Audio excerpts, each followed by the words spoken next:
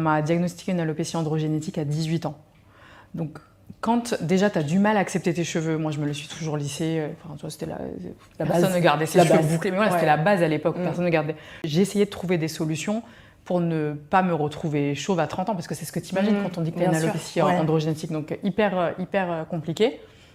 Et donc moi j'ai fait mon petit chemin dans l'art, et j'ai emménagé à New York, on arrive dans une colocation qu'avec des filles, cheveux texturés.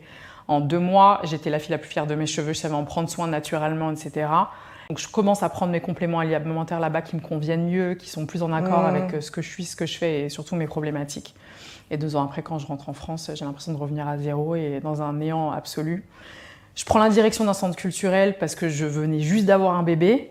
Donc ce centre culturel de ma ville dans le 93.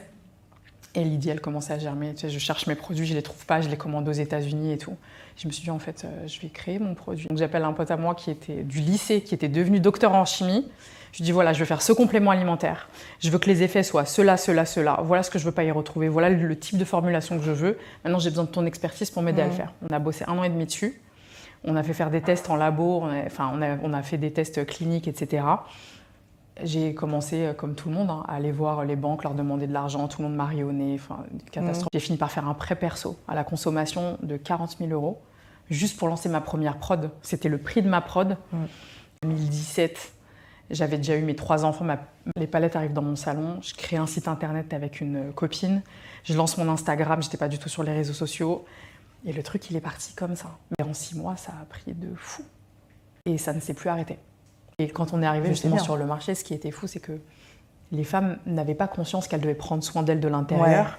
Et elles se mettaient énormément de soin dans les cheveux. Elles ne comprenaient pas qu'elles n'arrivent pas à obtenir des cheveux qui soient moins cassants, etc. Les soins sont primordiaux, mais il faut aussi que vous preniez les nutriments pour avoir des beaux cheveux, une belle peau, des beaux ongles. Je te jure, j'ai l'impression que j'ai une mission. La mission, c'est comment je fais pour que toutes les femmes comme moi, qui ont galéré avec leurs cheveux texturés pendant toutes ces années, fassent en sorte de se sentir bien, sachent prendre soin de leurs cheveux, aient des propositions qui soient honnêtes, efficaces, simples, pour prendre soin d'elles. Parce qu'on a été négligés pendant combien de temps, tu vois ? Parce qu'on a toutes grandi avec des femmes qui ne nous ressemblent pas, avec des femmes blondes aux cheveux lisses, sublimes, filiformes, etc. Et on a toujours eu un problème avec notre image. On n'a jamais eu personne qui nous représentait.